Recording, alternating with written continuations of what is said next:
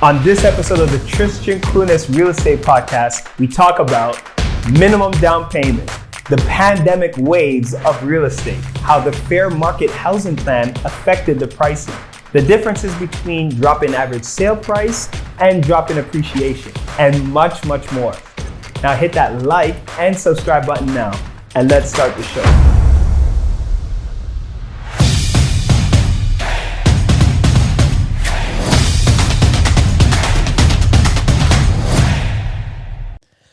What's up, everyone? Tristian Clunis here, and welcome to the Tristian Clunis Real Estate Podcast. How was that? That was good. Pretty good? You sounded like you knew what you were talking about. Yeah, where we talk about all things real estate. I have my co-host here, none other than... Slipped up. The great... Slipped up, man. Well, how did I slip up? The host. My co-host here. The host. I'm the host. I have my co-host here, Wesley Hype. Wes Hype, what's up, brother? I'm good. I'm just really mulling over this co-host thing. Are you a co-host and I'm a co-host, or both co-hosts? Or co-host? Co-host. This is co-host. I feel I should be the host and you should be the co-host. I really feel that I deserve that title. Why do you feel that way? We talked about this in our last episode. We did, and I'm really upset that it didn't spill over into this episode. No, that we kind of just ignored it. I clearly stated I'm the captain now. And yeah. All right, cool.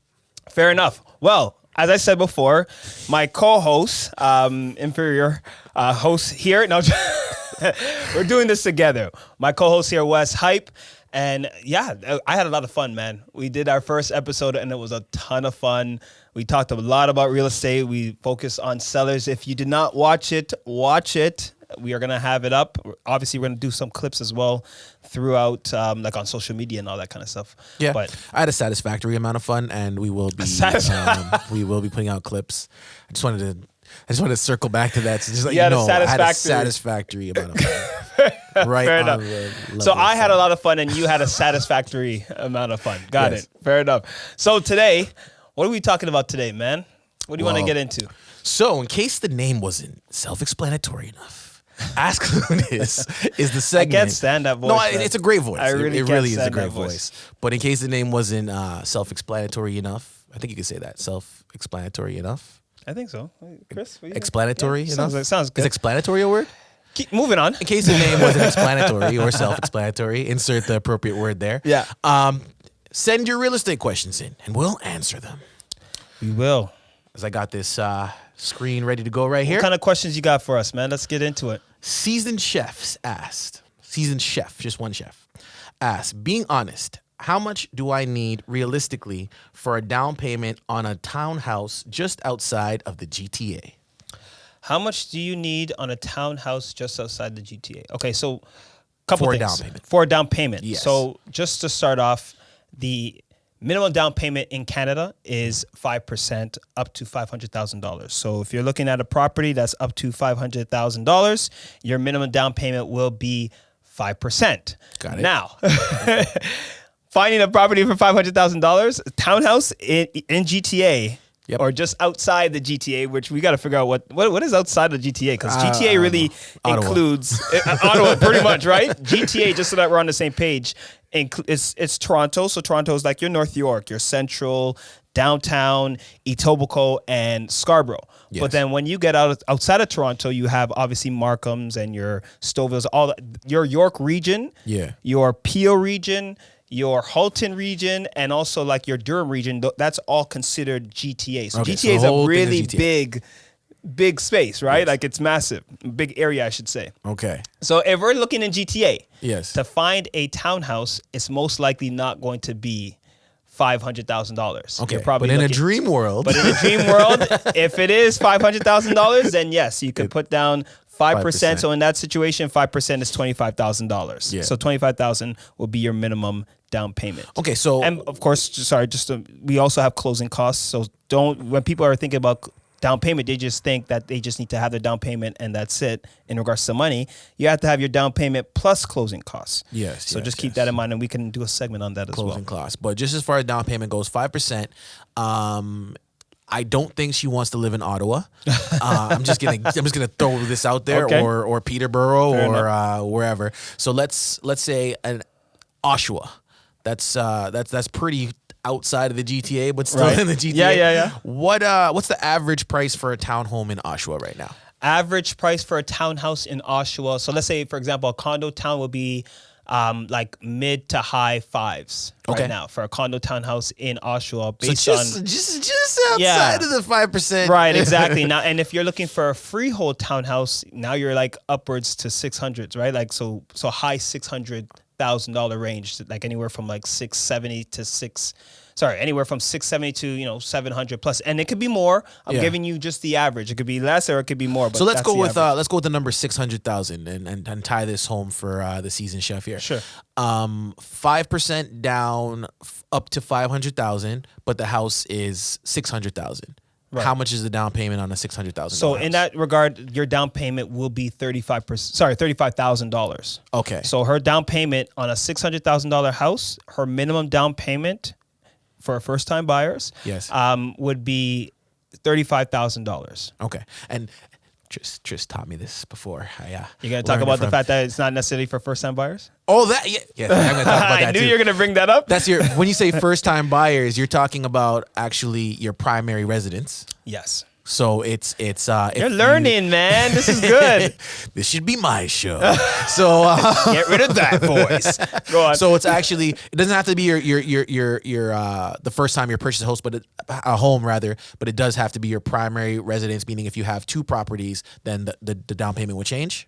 Yeah. So if you have a property, and that you own, and it's your principal residence, and you're looking to purchase another home, yes, you're gonna be putting down 20%. But if you were to sell that home, if you are living in that house for I think it's upwards of 5 years, and you're looking to sell and buy another property, there's certain situations where you may be able to take advantage of that minimum down payment. Again, okay. If it's $500,000 purchase price, then you can do 500. You could do 5%. Okay, and after 5%, the down payment changes a little bit. Yeah, so after 5%, so up to $500,000 is 5%. That's the minimum in Canada.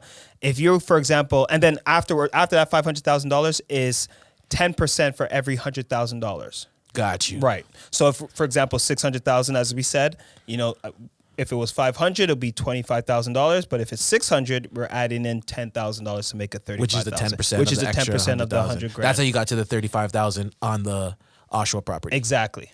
In the dream scenario. So I mean, even in that regard, right? I mean, as I showed you before, if you're at $600,000, then you're more or less looking at a condominium townhouse in Oshawa. Well, I hope that answered your question. If you do have any other questions for this whole segment, feel free to hit us in the DMs, the comments, all that. Tris 100. Answers everything. Text him. Call him on his home number. He's good. Wow. Yes. Why not, right? Just throw it in there. So anyway, all the promises. What's the next? You have another question for us? I do. I have other questions. Let's keep it going. Let's keep it rolling. This question is from Get Faded. Okay. Moving into a new home first week of December. When is the best time to list my current home? This is a good question. It's a great question. A lot of people have this problem, to be honest with you. So just to understand what the scenario is, currently owns a home, bought a new construction home, and trying to figure out when to sell the current home in order to move in, like the timing, of course, when's a good time.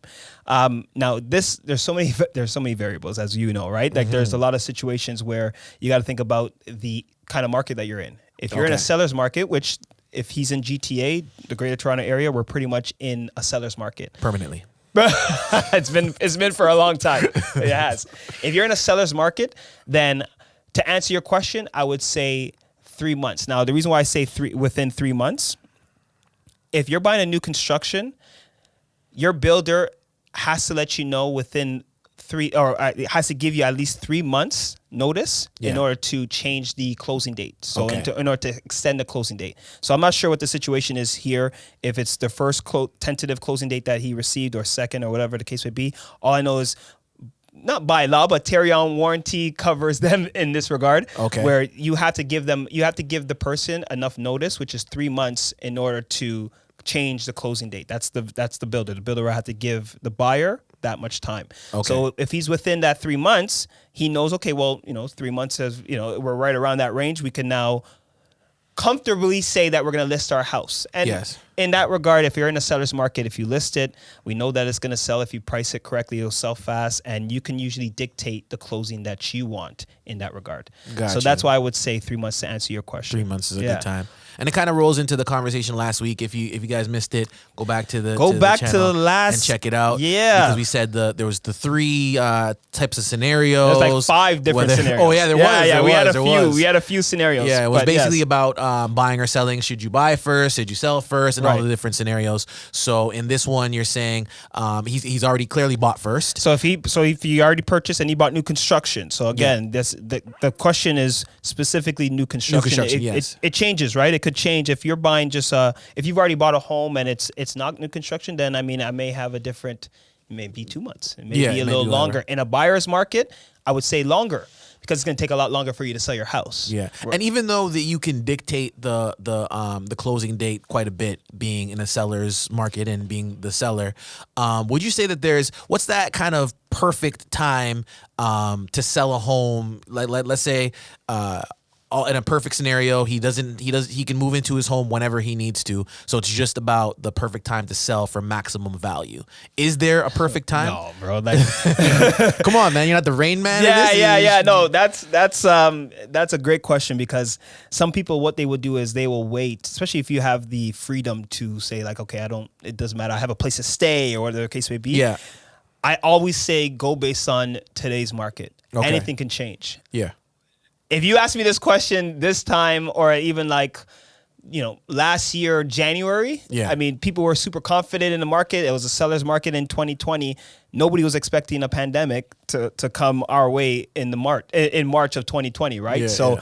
And then that completely changed the market. It put our market on hold for 2 months. Mm-hmm. That's a whole discussion on itself, right? But so I would always go based on today's market. Any agent that tells you, oh, it's going to be like this later on, nobody knows. We have no idea what the market's going to be. I remember you telling me a story about that market correction period. Bro, it was, yes. You're referring to which one? 2017. 2017. Yeah. So just an example to use. I was working with a client, and we were listing their home and getting the house ready. Obviously, you do your due diligence in terms of seeing what kind of price we can price this house for. Yeah. So we're looking at comparables. We're looking at prices of other homes that sold. Comparables are homes that have sold in that area that are similar. Similar homes. So comparable to your home that you have. Got you. Same amount of bedrooms, same amount of home type and all that stuff. Okay. Anyways, we were looking at it, so we were confident. We're like, oh, buddy, we're going to get X amount of dollars, no problem. We're good to go.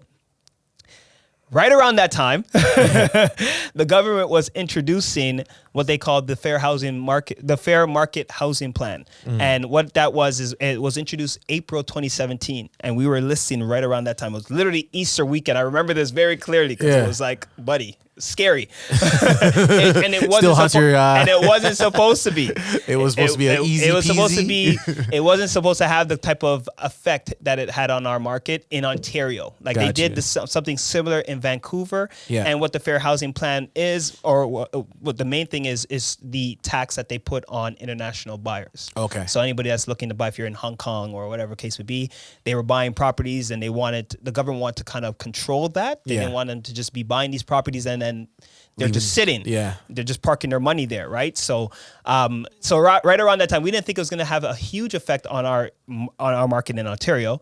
So I remember we listed it, and we're like, okay, perfect. We had showings, and we held offers. Same thing that we discussed in our previous episode about strategies in selling your home.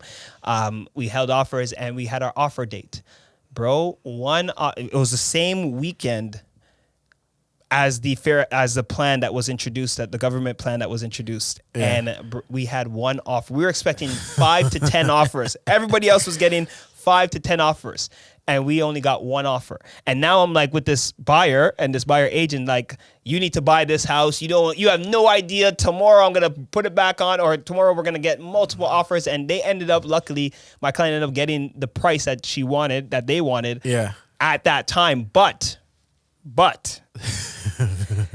the following week, a comparable house went up on the market and tried to use us as their comparable to price their home. Yeah. Bro, they ended up having to receive, over a few weeks of just sitting on the market, $100,000 less. Wow. than what my client got. Oh, so you are the Rain Man then? I'm not the Rain Man. Clearly, no. I can't even take credit for that, bro. It's just the timing. But that goes to show that you can't go based on. Don't think of the future. Don't be like, oh, in 4 or 5 months from now or a year from now, my house could be worth X amount of dollars. So I'm gonna wait until then.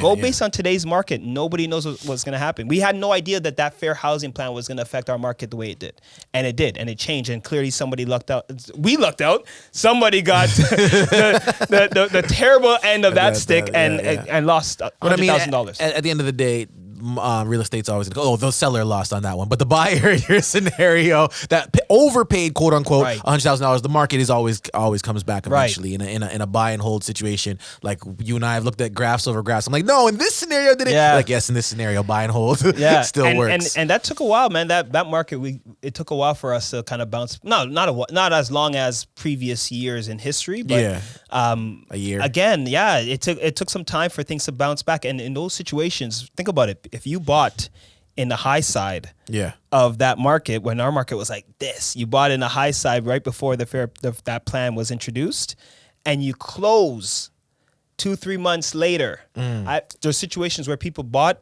when the market was hot, but it had a longer closing. Market change.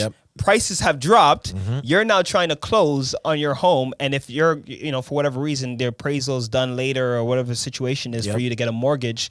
It's a different situation. The appraiser's coming back and saying, buddy, this house is worth $50,000 less than what you bought it for. Yeah. And now you got to scramble, right? Sticky situation, a difficult situation. Right. And you have to close, right? Or else you're going to lose your deposit, which, So to sum up the answer for Get Faded, 3 months. I would say 3 months is the best time in terms of a new build. Because they have to give you confirmation. They're going to give you notice. They have to give you at least 3 months notice to whether or not they're going to be changing your closing date. Yeah. So basically, what you're saying is sell as soon as they give you that confirmation. Yeah. So once you're within that 3 months and you haven't heard back from them.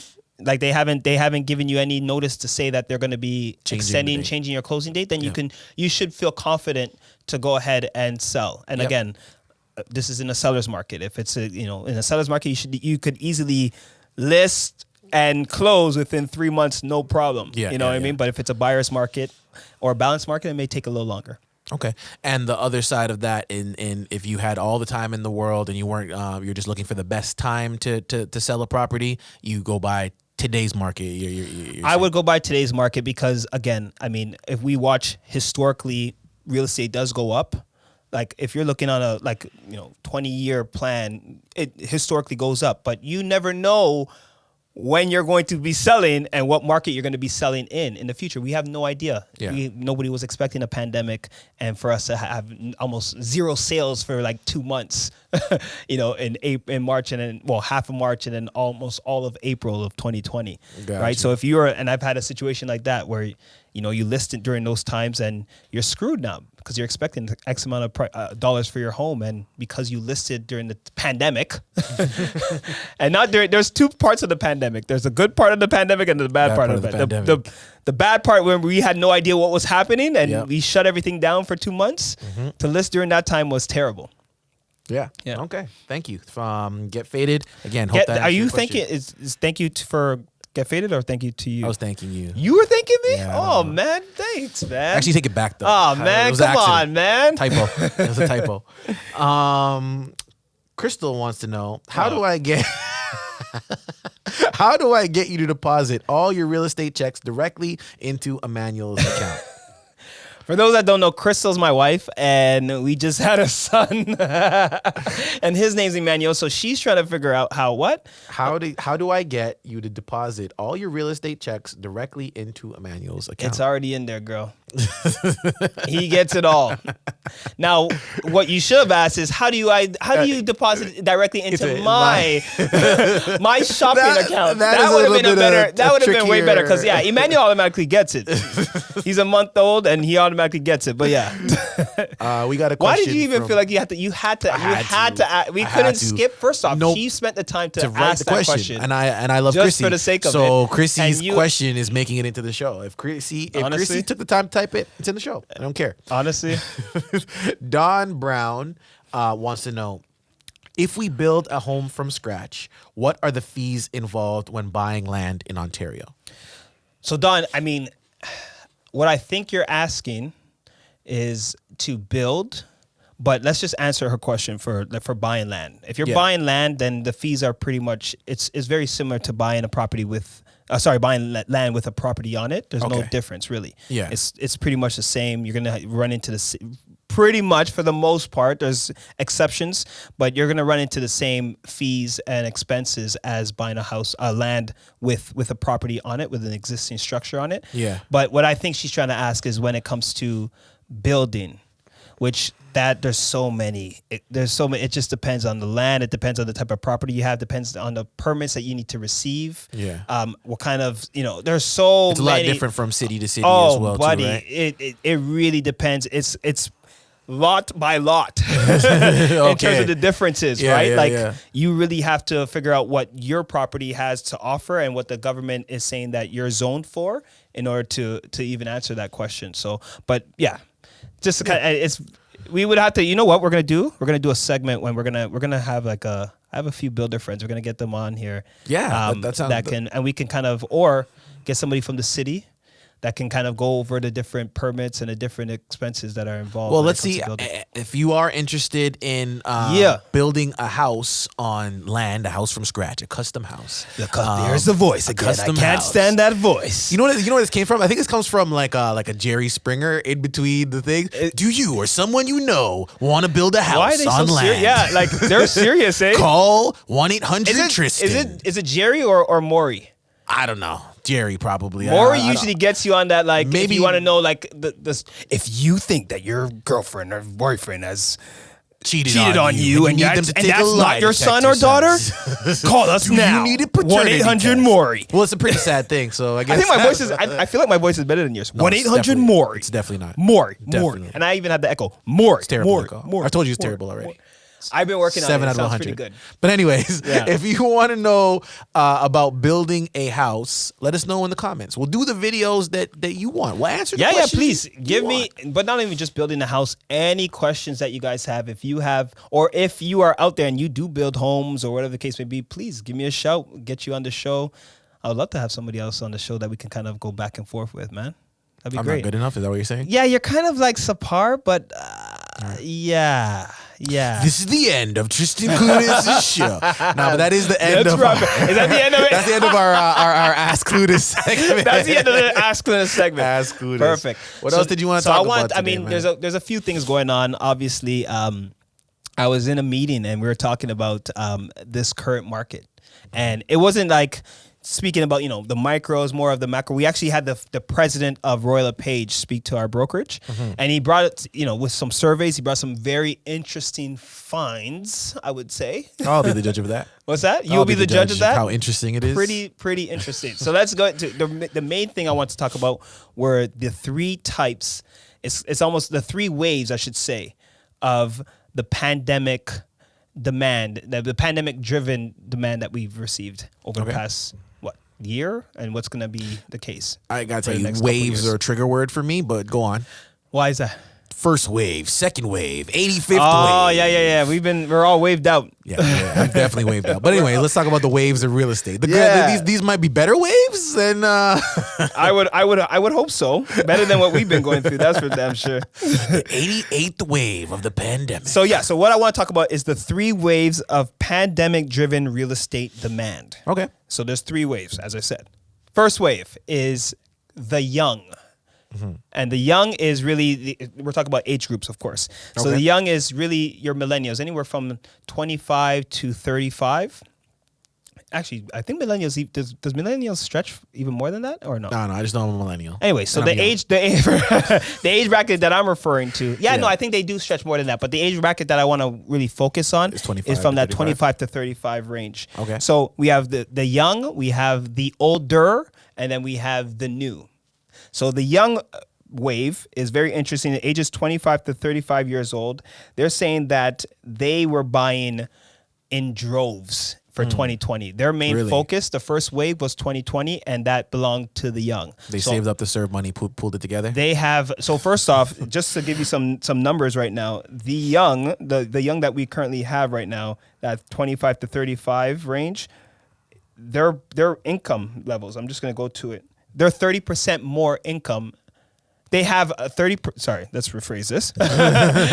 The young they have 30% more household after-tax income than the previous generations. Oh, previous generations? Previous age, like your baby boomers and all that kind of stuff, right? So sorry, is that 30% of compared to the previous year or compared to all other generations? 30% more. So let's say, for example, our parents. We're considered millennials, right? So compared to our parents, our generation has 30% more income after tax dollars than they have. Wow. They're richer, so pretty much they're more wealthy than their parents. They have more debt though, but it's good. But what they call good debt, because a lot of them are actually they say 92% think that real estate is a good investment. So majority of their debt is actually in real estate. Gotcha. Enough, which is good. So I say all that because in 2020 we saw a few things that happened. Condo market. We talked about this in our previous episode. Yeah. Condo market.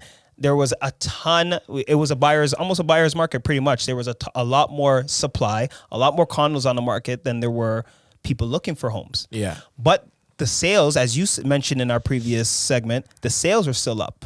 Yeah. Right? So all those people that were buying during that time, majority of them were the young. Mm-hmm. The younger generation, and who were the people that were selling were the investors. Okay. So we had in 2020 a lot more investors unloading their property. Is it unloading or offloading? Unloading? I think same. Same thing. Yeah. Offload, pretty much works unload. out. Yeah. And I can actually attest to that. Why I even know about that? Well, Yeah. obviously, I live in a downtown condo. Yes. But in addition to that, I could see all these, like I usually put people in Airbnbs. Airbnb shut down. All the renters that come in from the international students and stuff that we'd normally renting downtown, they weren't doing that as much because now they're doing their Zoom classes and all that. So that's the main reason why a lot of the investors were offloading, unloading, whatever. Off unload their properties, right? Mm-hmm. So yeah. That made way for the millennials now to come in and purchase. You're saying 100%. So listen to the stat. They said the home ownership for that age bracket from 25 to 35 jumped to 50%. So they're saying up around 50% from ages 25 to 35 now own a home. Wow. 25% of that 50% was within the last 7 months. Wow. Which was during your COVID pandemic era. Yeah. Right. Yeah. So they were the ones that were buying in droves. We've had a crazy surge in the young that now own homes because of those investors that were selling off their properties, unloading or offloading, whichever you prefer. Right. So that's the first wave. So the first wave is the young. All right, I'll give you that as a 7.5. Fair Interesting. enough. And that young is still. I mean, that's stupid. That the young is mainly for 2020, but it spilled over for 2021 because the condo market is still on a ride right now. It's just crazy, right? So they're still going. The sales second wise, sales wise, it's just insane. Like they're still buying. Like it's still happening right now, and they kind of all overlap. The second wave is the older, and that's like your baby boomers. All right. Now, one of the main the interesting stat that I found when his name's Phil, the president of Royal LePage, what he was talking about was shout out Uncle Phil. Shout out Uncle Phil. He was saying that 52% of boomers or of that age group, the older generation, 52% are buying properties of same size or larger. Okay. So they're not. 30, and they're saying about 32% are buying properties. They're buying the condos, but 52% are buying properties of same size and a larger, which is the opposite of downsizing. Downsizing is buying the properties and moving into a smaller bungalow and all that. So is that previous years they would be downsizing? Usually that's what we were expecting. Usually what will happen is you get older. Yeah. Let's start off. You get married, you have kids and all that. You buy a big home. And then your kids move out. They all move out, and they, you know, they go their separate ways. And then you downsize. You got that empty nest because you have this empty nest, and you have all this house. You don't need all this house, and you have all this equity in this home. Yeah. So a lot of them they downsize, and they will take their money and give it to kids or live life, travel, live in a smaller condo that they now own outright. They don't have to worry about mortgage and all that kind of stuff. That's what they were doing. But what we're seeing is that 52% are actually buying properties of same size or larger, which is the opposite of what we all thought in terms of downsizing. Not to say downsizing is not happening. They're still happening. I had a client, it's just coming to my mind right now. I had a client last year that we bought. They sold their home, and they were looking to. She was doing that. She's owned her home, a little bungalow in Scarborough for however many years, and now she's looking to. She was looking to actually upsize. Mm-hmm. So she owned the home outright, mortgage paid for it, and she went into an even larger home. And that way she was able to actually help her family, her kids and the grandkids and all that kind of stuff, and be kind of like that headquarters for the family. Yeah. Big Mama's house. Big Mama's house. And she took pride in that. Like, she loved the fact that she was able to buy a bigger house, looking over, a nice custom size home that she can, she had an apartment downstairs, so she can have one of her older kids stay there and all that kind of stuff. Okay. So I find that with the prices being so high, a lot of that older generation, as opposed to, downsizing, from what we're seeing here with that 52%, they're looking for a house that's similar size, that's probably more renovated, or larger, that they can now keep their family and potentially even just keep it in the family as well for generations to come. Got you. Yeah. Okay. So that's wave number 2. That's wave number 2, and that's happening right now. That's why, and it kind of spilled over from 2020. Is this we're going through it right now? A lot of these detached homes, townhome, like all those homes that are selling like hotcakes. Yeah. We're seeing it happen right now. The next wave is wave number 3, which is the new. The new is the most interesting one. The new is... So is this what's coming up? This is what's coming. So right now... So the Rain Man prediction. Let's hear it. Right. Here's the prediction. So the new are the new immigrants that haven't even touched road yet. That's what we would say. Okay. They're not even here yet. Canada has been, as we all know, Canada is open to... we have a really open border when it comes to immigrants. Yeah. And these immigrants are not like... Our parents and our grandparents came here and like, I came here with the clothes on my back and $30 or 30 cents in my pocket. Yep. That's how they're coming. That's how previous generations came. These immigrants are coming with dough. They're coming with money. Yeah. They actually there's a stat. I think they said 75% of new immigrants that come to Canada are coming with enough saved for a down payment on a home. Wow. That's not our generation. That's not our parents' generation at all. Not at all. A lot of them were renting. So these guys will rent, but what they will do is they will rent for 3 years. And within that 3 years, they're looking to buy. They're just trying to get a feel for what the area's like, and that's a nice area. Okay, no problem. But they're not. It's not renting because they don't have the money. They have the money. They're just kind of fill out their situation. Maybe they need to settle in first. Get into a job or a career. Or a lot of them are entrepreneurs starting their business, but they have down payment and they have money to go. So is this because travel has been locked down so much that we're expecting like this to kind of be like a rebound effect that's coming with the government is saying in the next 3 years that there's going to be over 1.2 million new permanent residents between 2021 and 2023. Wow.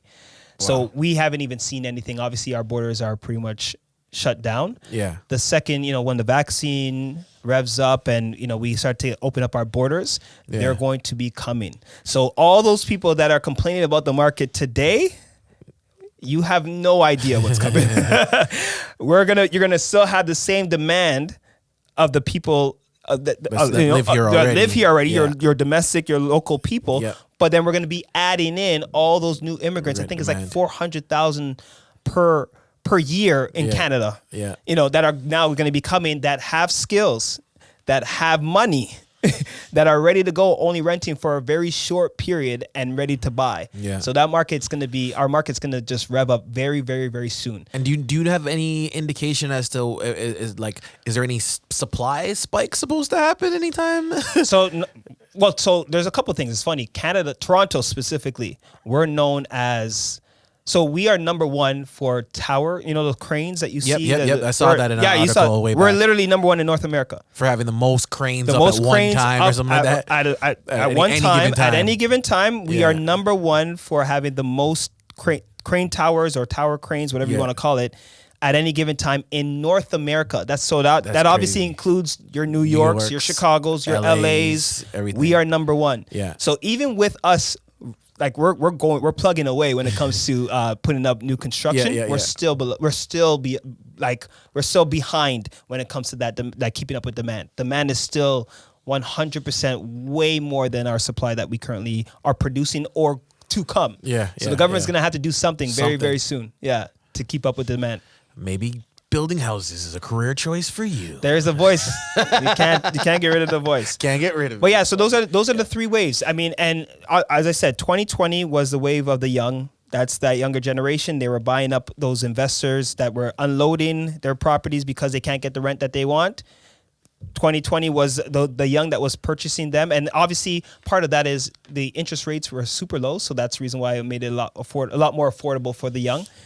2021 is about the older, those houses that are going and the multi-million-dollar properties and all that. They're selling for great prices. That older generation is buying them. As I said, 52% of them are buying properties that are of same value or same size or larger. Then we got the 2023, and I think 2023 is going to be 2023, 24, 22, 23, 24, and beyond of that new buyer that's coming, those permanent residents, those immigrants that are coming that have the skills, that have the money. They already have, as I said, 75% of them already have the money saved up to buy homes that are going to just come in droves, and they're going to be buying left, right, and center. So it's going to be very interesting to come. And I think the government's saying that they're going to be keeping the interest rates, relatively low for the next couple of years. We'll see. Yeah. Okay. I mean, I don't know. I think you're still at like a 7 or 8. If you're a real stats nerd, which I'm kind of am, then that'll be super interesting to you. The trends and the information, regardless, is something to be thinking about for all these markets, because I often compare this market to Double Dutch, especially as for the first time buyers. You're just really waiting for your opportunity to get in, and year over year, it hasn't dropped that much that people are like, yes, this is the ideal, perfect time to buy. It really just happened to be more on the individual's ability to save and ability to plan and ability to structure their lives for buying a house, more so than the market being like, oh, let's just accommodate all these people right now. There hasn't really been that point. Yeah, for us. And for the people that are on the sidelines waiting for prices to drop, that doesn't happen as much as one would think. In certain micro markets, there's certain pockets that may drop in price point, but I'm saying, like, if you're looking at Canada as a whole, for the most part, it's just going up, right? Like, we may have situations, and we have situations where things slow down in terms of price appreciation. So people, they get it mixed up. They think price appreciation dropping is average price dropping. That's not the case. No. Price, it's just not, it's not surging the way, previous markets were. Correct. Or previous months were. So if you're looking to save some more for a down payment and potentially buy the house at the same price or very similar price today, that may happen. Yeah. So if you have a $600,000 property in mind and you're hoping that in 2 years, because of the way the market might slow down, you might be able to get it for $605,000. That might be, and even so, which market? And which market are we talking about? I don't know. You know what I mean? Like the best GTA? Market that I could imagine in my mind. Yeah. But what's definitely not happening on a nationwide average or in any majority of situations is that $600,000 house being a $550,000 or $500,000 house. On a macro wide scale. Yeah. If we're looking at micro markets, then you may see situations like that sometimes. Yeah. Like, again, if we're looking at like Canada, you may have your micro markets where prices have dropped, but for the most part, that doesn't happen. And it's usually not like the 100,000 example. No. It's like, it's very insignificant. Usually you see, if anything, things just stay the same, as you said.